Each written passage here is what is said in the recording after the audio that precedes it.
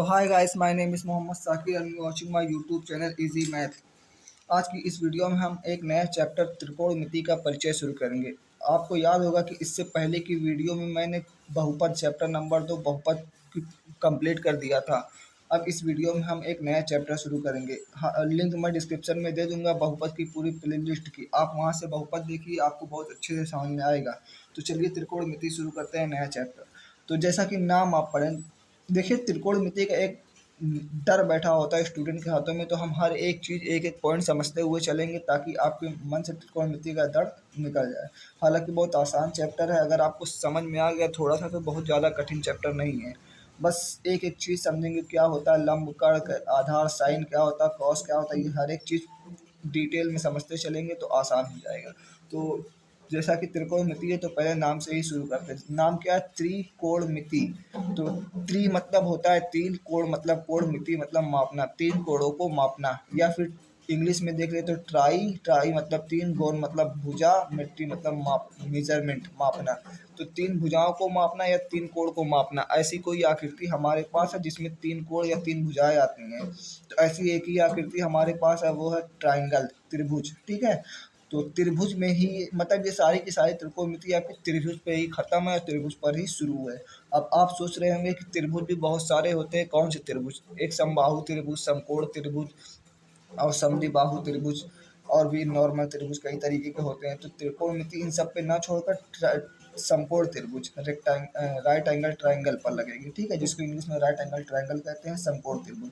हालांकि और सब त्रिभुजों पर भी लगेगी, लेकिन यहाँ पर सिर्फ समकोण त्रिभुज पर इसलिए लगा रहे क्योंकि आपके सिलेबस में सिर्फ समकोण त्रिभुज है। तो आपको पता होना चाहिए समकोण त्रिभुज कैसा होता है। समकोण त्रिभुज मतलब एक कोण 90 अंश का। ठीक है, मान लीजिए कोई त्रिभुज है, ये ए, ये बी, ये सी। ठीक है, तो एक कोण 90 अंश का होना चाहिए। ठीक है, 90 अंश का जो कोण होगा एक कोण, उसी को समकोण त्रिभुज कहते हैं। अब अगर समकोण त्रिभुज आ गया तो आपके दिमाग में एक चीज तो सबसे पहले आनी चाहिए, कुछ आए ना आए वो एक चीज समकोण त्रिभुज में पहले आनी चाहिए, वो है पाइथागोरस प्रमेय। क्या?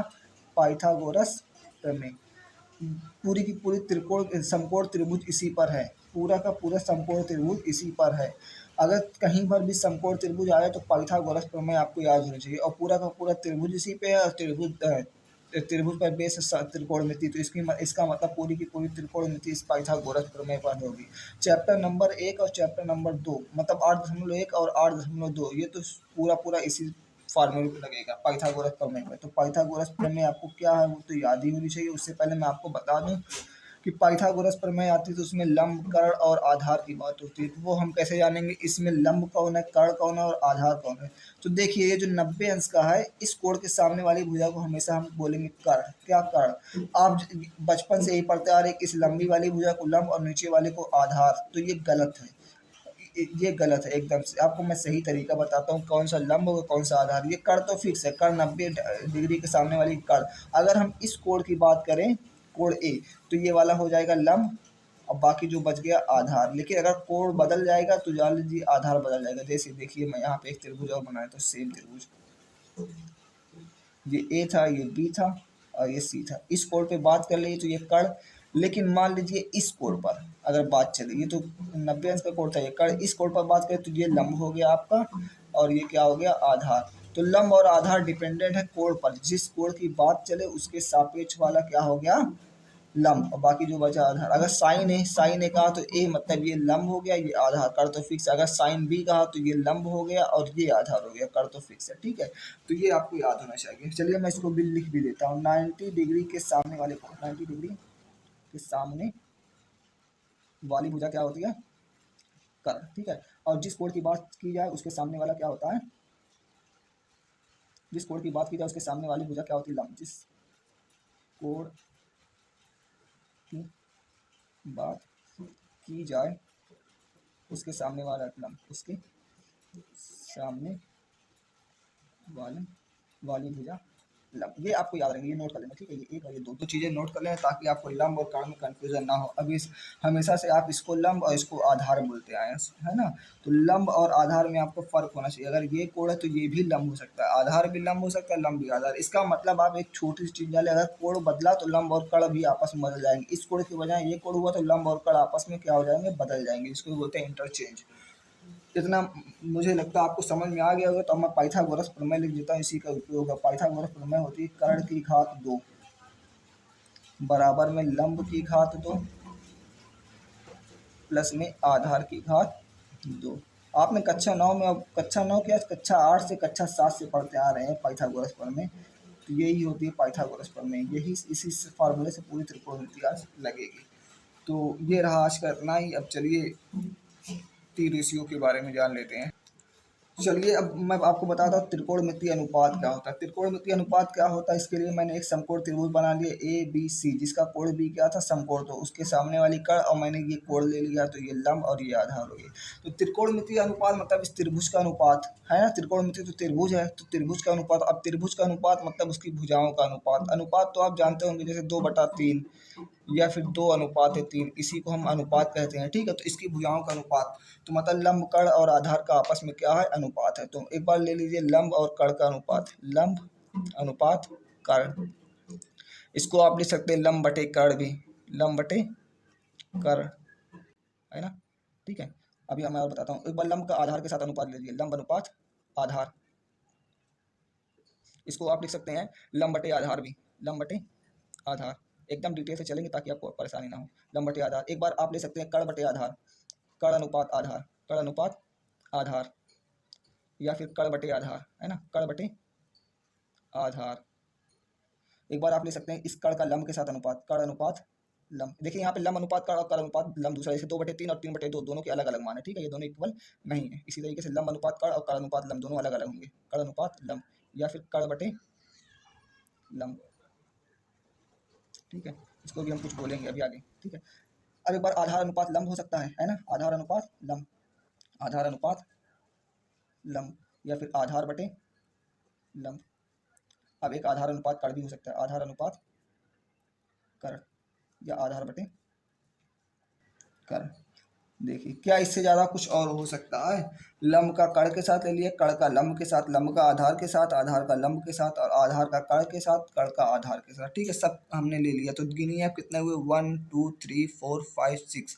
त्रिकोणमितीय अनुपात कितने होते हैं, 6। अगर कभी भी बहुविकल्पी में आ गया या फिर MCQ में आ गया, तो आप कैसे, यही क्वेश्चन आएगा कि त्रिकोणमितीय अनुपात कितने होते हैं, तो आपको लिखना है 6, ना 6 से ज़्यादा ना 6 से कम।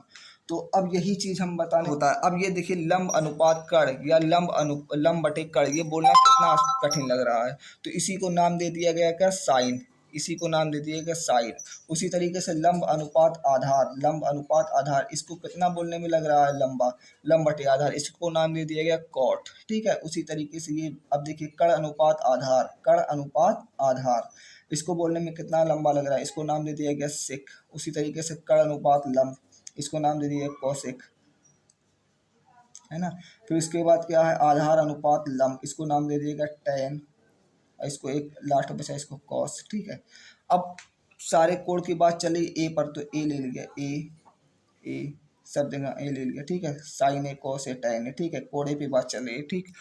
ये तो हुआ बस इसका मतलब। अब इसको याद कैसे करें कि साइन बराबर लंब बटे कर्ण या लंब अनुपात कर्ण ही होता है, या कॉस कॉट बराबर लंब अपान आधार होता है। सॉरी दोस्तों, लंब बटे आधार होता है टैन, लंब बटे आधार होता है टैन, और आधार बटे लंब होता है कॉट, ठीक है। चलिए ठीक।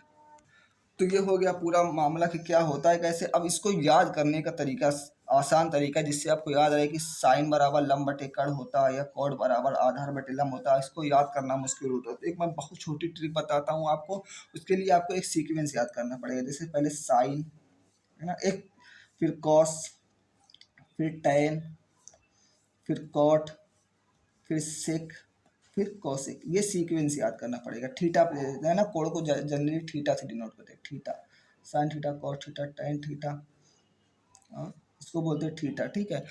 तो ये चीज़ें आपको याद होनी चाहिए सीक्वेंस से। पहले पे साइन, दूसरे नंबर पे कोस, तीसरे नंबर पे टैन, चौथे नंबर पे कॉट, पांचवें पे सेक, फिर कौशिक। ये सीक्वेंस याद होगा तो मैं आपको एक फार्मूला बहुत छोटा सा बताता हूँ, जिससे आपको ये याद हो जाएगा, ठीक है। जैसे देखिए क्या, लंब, लंब को हम एल से लिख सकते हैं, एल से लंब। हम तो भाई इंडियन है, तो जाहिर सी बात है हिंदी को भी इंग्लिश, इंग्लिश को भी हिंदी में लिख सकते हैं।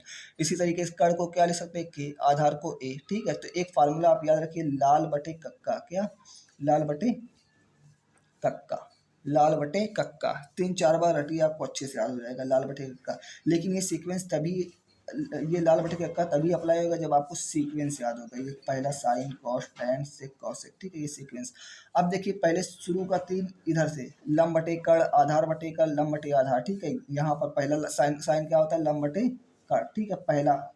फिर दूसरा कॉस क्या होता है, आधार बटे कड़, आप देखे जाइए। फिर तीसरा टैन क्या होता है, लंब बटे आधार, ठीक है। उसी तरीके से अब उल्टा उल्टा चलना, ऐसे चलना, मतलब आधार बटे लंब कड़ बटे आधार और कड़ बटे लंब, उल्टा चलना है और पीछे से चलना है। पहले 3 आगे से चलना है और 3 पीछे से चलना है और 3 ऐसे चलना है और 3 इस तरीके से चलना है, ठीक है। इधर चलना है, इधर चलना है, फिर इधर चलना है, नीचे से ऊपर चलना है, ठीक है। अब देखिए आधार बटे लंब क्या होता है, कॉट आधार बटे लंब, ठीक है। फिर कड़ बटे आधार क्या होता है, सेक, कड़ बटे आधार क्या होता है, सेक। कड़ बटे लंब क्या होता है, कड़ बटे लंब होता है कौशिक के बटा ए, ठीक है। ये लाल बटे अक्का से बहुत आसानी से याद हो जाता है। पहले 3 ऐसे, फिर 3 ऐसे और ऊपर का नीचे, ठीक है। लंब बटे कड़ आधार बटे कड़ लंब बटे आधार, फिर आधार बटे लंब कड़ बटे आधार और कड़ बटे लंब, ये सीक्वेंस है। अगर ये सीक्वेंस आपको याद है, पहले पे sine cos tan cot sec cosec, तो ये आपको आराम से याद हो जाएगा, ठीक है। तो ये था पूरा पूरा। अब बस ये सीक्वेंस याद है, इसी पे प्रश्नावली 8.1 आपकी पूरी पूरी लग जाएगी। तो उससे पहले मैं 2 चीज़ें छोटी छोटी और बता देता हूँ। जैसे ये देखिए टैन और कोट एक दूसरे के क्या होते हैं, उल्टे होते हैं। टैन बराबर क्या होता है, लंब बटे आधार, और कोट बराबर क्या होता है, आधार बटे लंब, उल्टा। उसी तरीके से कॉस और सेक एक दूसरे के क्या होते हैं, उल्टे होते हैं। कॉस बराबर होता है आधार बटे कड़ और सेक बराबर होता है कड़ बटे आधार, और इसी तरीके से ये भी एक दूसरे के उल्टे होते हैं, साइन और कॉसेक, ठीक है। ये भी क्या होता है, एक दूसरे के उल्टे। देखिए ये लंब बटे कड़ है, ये सॉरी लंब बटे कड़ है, ये भी लंब है ना, देखिए कड़ बटे लंब है ना, मैंने गलती ली, और ये कड़ बटे लंब है, ठीक है। तो ये सब एक दूसरे के क्या होते हैं, उल्टे होते हैं। मतलब हम साइन थीटा बराबर क्या लिख सकते हैं, 1 बटे कॉसेक थीटा, 1 बटे कॉसेक थीटा। और इसी तरीके से कॉसेक थीटा बराबर क्या लिख सकते हैं, 1 बटे साइन थीटा, ठीक है। एक दूसरे के उल्टे होते हैं। इस सारे फार्मूलों को हम बाद में सीखेंगे, फिलहाल हम थोड़ा ऊपर से जान लें। प्रश्नावली 2.3 में सारे प्रश्न, ये सारे फार्मूले लगेंगे। तो चलिए अब पहला उदाहरण से शुरू करते हैं। ये चीज़ें आपको समझ में आ गई होगी, तो फिर उदाहरण नंबर 1, 2, 3, 4, 5 ये बहुत आसान है, बहुत ही आसान है। तो चलिए पहले उदाहरण से शुरू करते हैं। तो देखिए पहला उदाहरण कह रहा है यदि tan a बराबर 4/3 है तो कोण a के अन्य सभी त्रिकोणमितीय अनुपातों को ज्ञात कीजिए, ठीक है। तो पहले हम इस सवालों को सॉल्व करने के लिए पहले एक त्रिभुज बना लेंगे, ठीक है। त्रिभुज बना लेंगे और वो भी कैसा, समकोण त्रिभुज। त्रिभुज बनाने का आसान तरीका, इधर a लिखिए, इधर b लिखिए और इधर c लिखिए, ये सबसे आसान तरीका होता है ना। इसके सामने वाला क्या हो गया, कर्ण, ठीक है। इसके सामने वाला हो गया कर्ण। अब देखिए यहाँ पे tan a की बात चल रही है, मतलब इस कोण की बात चल रही है, तो ये सामने वाला क्या हो गया, लंब। बाकी जो बच गया एक, वो क्या हो गया, आधार, ठीक है। अब जो दिया गया हल में वो ले लीजिए, क्या दिया गया, tan a बराबर कितना दिया गया, 4/3, ठीक है। tan होता क्या है, आपको मैंने अभी यहाँ पे फार्मूले बताए, यहाँ से देख लीजिए आप। tan होता क्या है, tan होता है लंब बटे आधार, लंब बटे आधार, मतलब लंब बटे आधार बराबर कितना दिया गया आपको, लंब बटे आधार बराबर आपको दिया गया 4/3। इसका मतलब लंब बराबर कितना दिया गया आपको, लंब बराबर दिया गया 4 और साथ में एक के जुड़ता है, ठीक है। जैसे मान लीजिए एक के क्यों जुड़ता है, मान लीजिए कोई 12/4 हो, है ना, इसको हम लिख सकते हैं 3/1, ठीक है, बराबर ही है। या फिर 4/12 हो, इसको हम लिख सकते हैं 1/3। तो ये आपस में बराबर, कुछ हिस्सा कॉमन होकर कट गया है, ठीक है। मान लीजिए के कट जाएगा लास्ट में, फिर 1/3 बचेगा। इसी तरीके से हम जब अनुपात हटाते हैं तो क्या लगाते हैं, के लगाते हैं। के लगाओ, एक्स लगाओ, वाई लगाओ, जो आपकी मर्जी वो लगाओ। अगर नहीं भी लगाओगे तो कोई बात नहीं, आपका नंबर नहीं कटेगा। स्कूलों में हो सकता है नहीं लगाने के लिए बताया, लंब बराबर 4 लिख दिया गया हो, आधार बराबर 3 लिख दिया गया हो, लेकिन लगा लेंगे आपका तो एक अच्छे स्टूडेंट की पहचान होगी कि हाँ इस स्टूडेंट को सब आता है, अच्छा है। अब आधार क्या हो जाएगा, इससे आधार हो जाएगा तुम्हारा 3 के, ठीक है। आधार है, लंब है, हम कर निकाल लेंगे, पाइथागोरस प्रमेय द्वारा लिखेंगे त्रिभुज ए बी सी में पाइथागोरस प्रमेय द्वारा, पाइथागोरस प्रमेय द्वारा, ठीक है। पाइथागोरस प्रमेय क्या होती है, कर्ण की घात 2 बराबर में लंब की घात 2 और प्लस में आधार की घात 2, ठीक है। कर्ण के आपका AC, मतलब AC की घात 2 बराबर में लंब आपका दिया गया 4K की घात 2, है ना।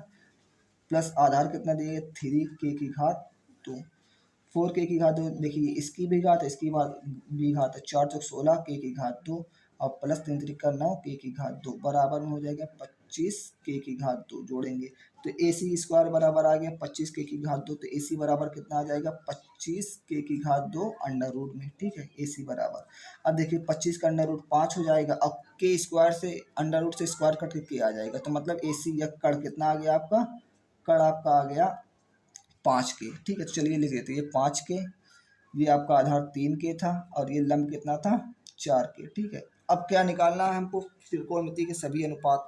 त्रिकोणमिति का अनुपात कितने होते हैं, sine A, cos A, tan A, cot A, sec A और कॉसेक ए, ये 6 होते हैं त्रिकोणमितीय अनुपात। तो हमको tan दिया गया, बाकी ये पांचों हमको निकालना है। ठीक है, तो लंब कड़ आधार हमने निकाल लिया, तो यहाँ से हम निकाल लेंगे। ठीक है, यहाँ से हम क्या कर लेंगे, निकाल लेंगे। तो देखिए साइन ए बराबर क्या होता है, पहले देखेंगे साइन ए बराबर क्या होता है। साइन ए बराबर होता है, देखिए लाल बटे कक्का लिख लीजिए, लाल बटे कक्का आराम पड़ेगा, कहीं पर भी ये लिख दीजिए। साइन है, साइन पहले पता है, लंब बटे कड़ क्या हो गया, लंब बटे कड़। यहाँ पे लंब कितना है, लंब है 4 k और कड़ कितना है, कड़ है 5 k। k से k कट गया तो क्या बचा, साइन ए बराबर, साइन ए बराबर हो गया 4/5। ये पहला आंसर है ना। अब बाकी सारे अनुपात निकालते हैं। अब क्या निकालते हैं, कॉस।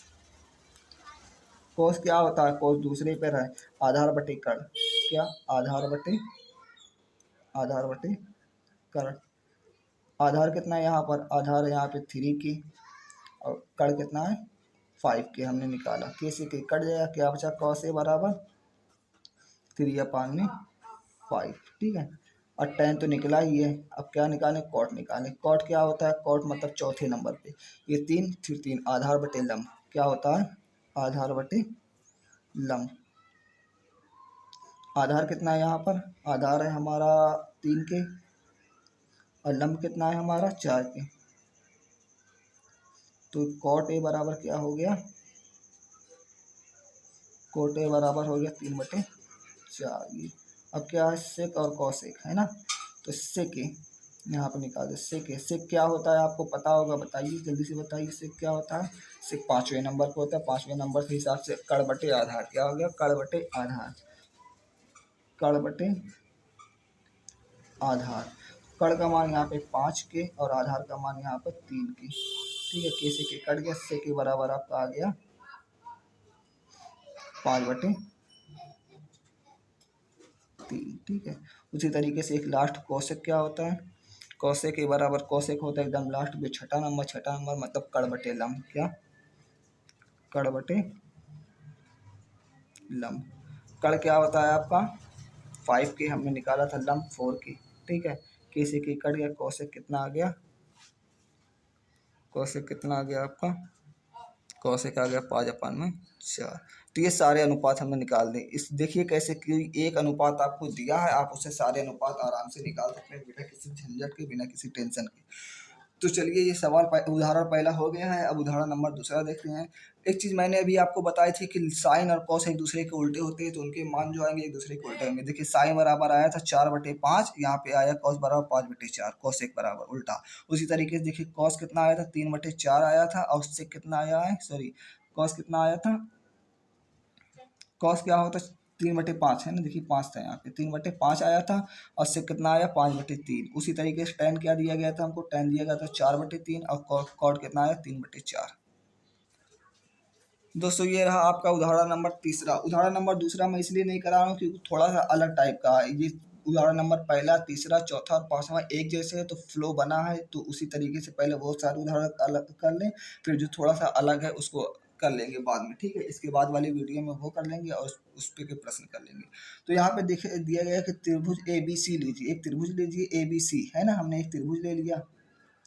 और कैसा त्रिभुज लेना है, ABC, जिसमें कोण C क्या हो, समकोण हो, कोण C क्या हो, समकोण हो। तो हमने C को क्या ले लिया, समकोण हो। ठीक है, समकोण, ये कड़ हो गया, क्या हो गया, कड़। ठीक है, अब कह रहा है ना समकोण हो जिसपे AB बराबर 29 इकाई और BC बराबर 21 इकाई। ठीक है, और कोण ए बी सी मतलब ए बी सी, अगर हम बी इसको लें और इसको ए लें, ठीक है, ए बी सी, ठीक है, तो ये वाला क्या दिया गया, थीटा दिया गया। अगर ये थीटा दिया गया है तो ये क्या हो जाएगा, लंब, और बाकी जो नीचे है वो क्या हो जाएगा, आधार, ठीक है, ये आधार हो गया।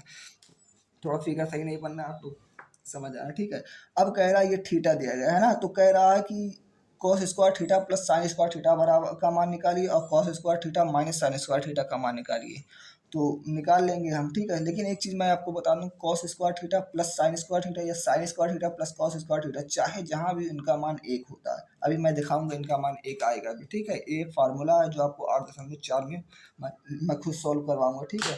तो चलिए देखते क्या, ए बी बराबर कितना दिया गया, ए बी बराबर दिया गया 29, और बी सी बराबर कितना दिया गया 21, मतलब कर्व दिया गया और आधार दिया गया, लंब निकालना है। तो लिखेंगे त्रिभुज ए बी सी में पाइथागोरस प्रमेय द्वारा, त्रिभुज ए बी सी में पाइथागोरस प्रमेय द्वारा, पीजीटी पाइथागोरस थ्योरम द्वारा, है ना। पीजीटी मतलब पी से पाइथा, जी से गोरस, टी से थ्योरम, ठीक, पीजीटी लिख देंगे। पाइथागोरस प्रमेय को आपसे शॉर्ट में, पाइथागोरस प्रमेय क्या होती है, कर्ण की घात 2 बराबर में लंब की घात 2 और प्लस में आधार की घात 2, ठीक है। यहाँ पे कर्ण कितना है, ए बी की घात 2, लंब कितना है, लंब है ए सी की घात 2, और प्लस आधार कितना है, आधार है बी सी, इसकी घात 2, ठीक है। ए बी बी सी का मान दिया था इसलिए इसको लिखना पड़ा। ए बी का मान दिया गया 29 की घात 2, और बराबर में इसका मान दिया गया कुछ नहीं, इसको निकालना है ना, इसका मान दिया गया 20, कितना 21 की घात 2, 29 की घात 2 होता है 841, 29 गुणे 29 करेंगे आपको पता चल जाएगा। ए सी की घात 2 निकालना है, और प्लस इसका 21 का मान होता है 441, ठीक है। ये इधर आएगा तो 841 माइनस में 441 बराबर में ए सी की घात 2, ठीक है। तो ये ए सी की घात 2 बराबर हो जाएगा, इसमें से घटाएंगे 400, ठीक है। तो ए सी बराबर क्या हो जाएगा, अंडर रूट में 20 गुणे 20, 400 को हम अंडर रूट में 20 गुणे 20 लिख सकते हैं। तो ए सी बराबर एक जोड़ा बन के बाहर, ए सी बराबर आ गया 20, आपका ये कितना आ गया 20, ठीक है। अब हमको क्या चाहिए, साइन और कॉस चाहिए, ठीक है। पहले साइन और कॉस निकाले तो उसके बाद ये सॉल्व करेंगे, ठीक है।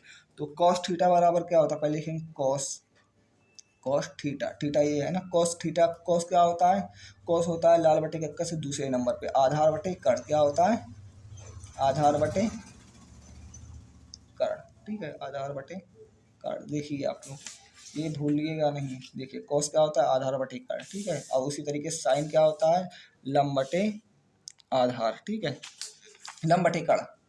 तो कॉस थीटा, देखिए कॉस थीटा आधार बटे कर्ण, आधार कितना है 21 और कर्ण कितना है 29, है ना, ये कॉस थीटा आ गया।